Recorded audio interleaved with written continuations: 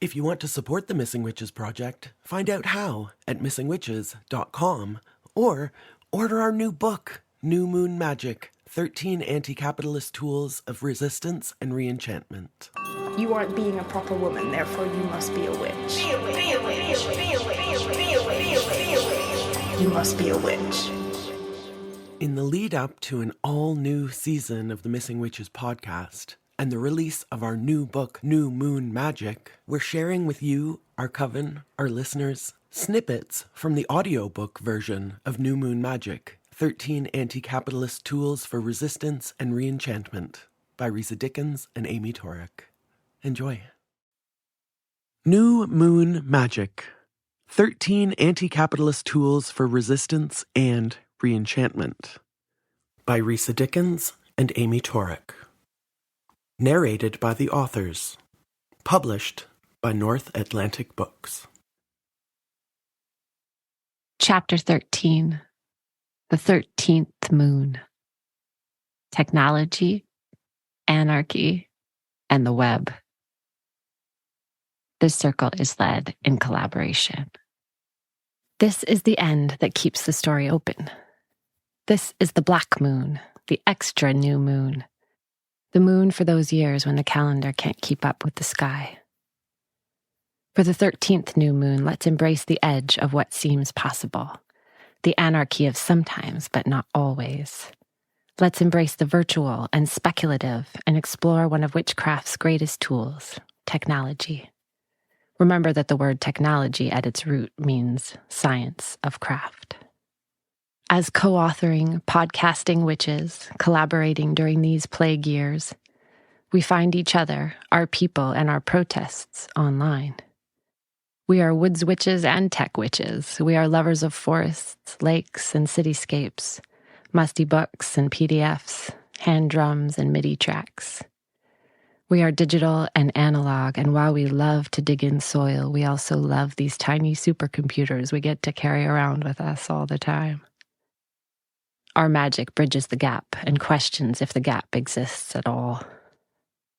Maria Mies and Vandana Shiva opened the introduction of their book, Ecofeminism, with a section entitled, Why We Wrote This Book Together, writing, quote, "Some women find it difficult to perceive commonality both between their own liberation and the liberation of nature, and between themselves and different women in the world.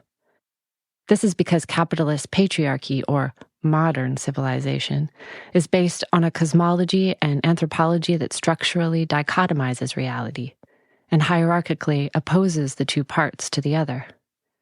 The one always considered superior, always thriving and progressing at the expense of the other. Thus nature is subordinate to man, woman to man, consumption to production, and the local to the global, and so on." End quote.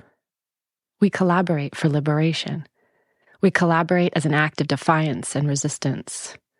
We collaborate because while society trains us to compete, nature gives us a model of cooperation and mutual aid. We collaborate to transgress against hierarchy. We collaborate because the tech means we can work together, even from inside homes, inside forests. For us, and like our practice of witchcraft, the answer to why we write books together is because we can. As we send and receive each other's feedback in real time, we imagine those witch collaborators who came before us. Monica Shaw and Barbara Moore crafting the great cosmic mother across an ocean, waiting for weeks for the manuscripts in the mail. Deirdre English and Barbara Ehrenreich laboring over witches, midwives, and nurses without the ease of Google Docs and Zoom check-ins. As we reach out across the internet, laying webs upon webs, we find new worlds, new modes of complexity and understanding.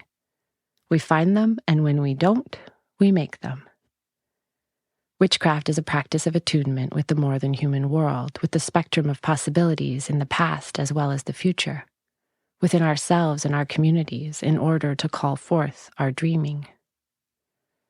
Many have been branded with the word witch specifically to break us from that radical polyphony we sense is possible. And so we gather up in our seed bags, cauldrons, web communities, and grimoires, practices to resist that breakage. tools with which we incant the re-enchantment. We sense in the vice grip of capitalism, patriarchy, and colonialism a fear of decentralized communion.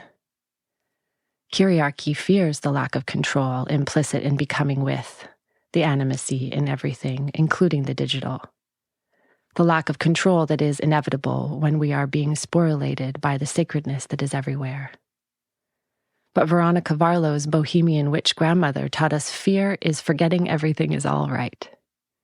We are not afraid of what the collective needs, of where the most marginalized will lead us, or of what truths Earth will tell. We are ready to walk through the sorrow caves of the present singing, knives bright and at the ready, offering our bodies to Earth, together crafting rituals and ceremonies for what comes next.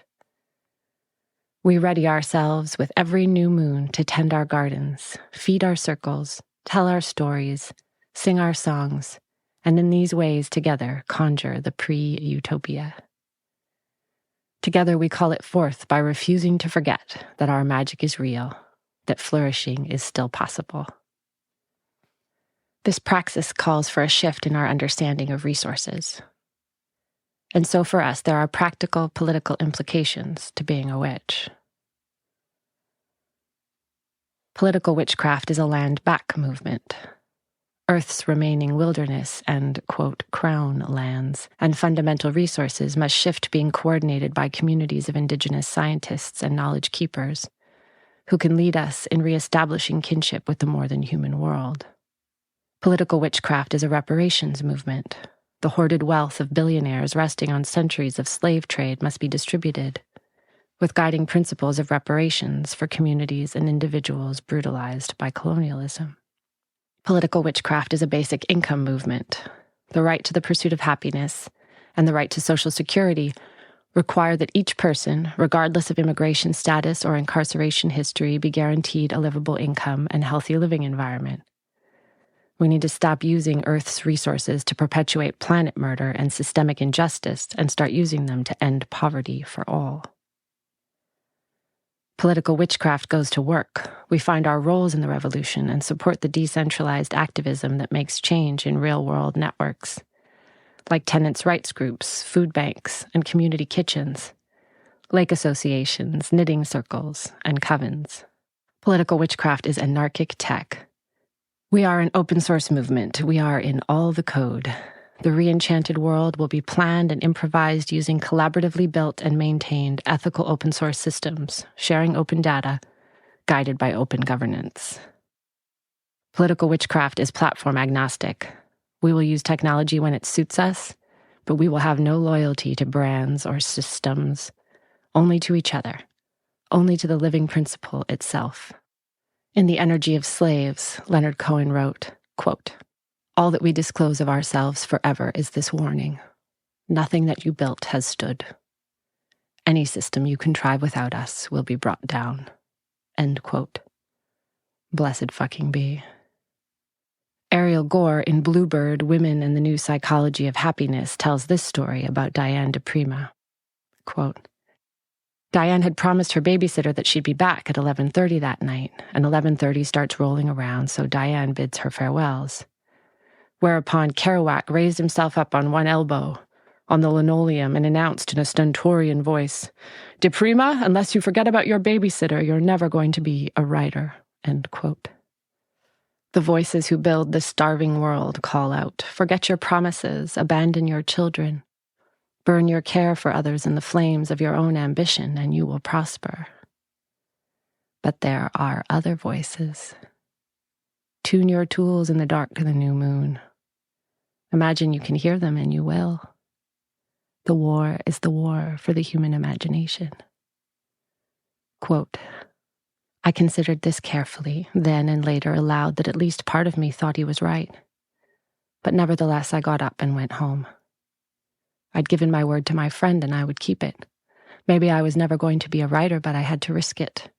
That was the risk that was hidden like a Chinese puzzle inside the other risk of, can I be a single mom and be a poet?" End quote. Looking back, she knows that if she'd followed Kerouac's advice, quote, there would be no poems, That is, the person who would have left a friend hanging who had done her a favor also wouldn't have stuck through thick and thin to the business of making poems. It is the same discipline throughout." End quote. On this 13th moon, in every liminal time, remember, we are the poets who keep our word.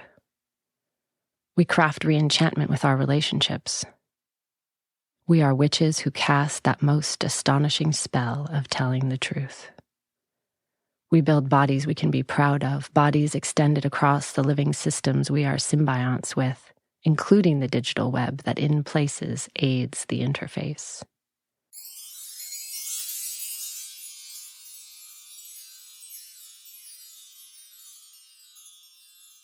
You aren't being a proper woman, therefore you must be a witch. Be a witch. Be a witch. Be a witch. Be a witch. Be a witch. Be a witch. You must be a witch. If you want to support the Missing Witches Project, find out how at missingwitches.com or order our new book, New Moon Magic, 13 Anti-Capitalist Tools of Resistance and Reenchantment.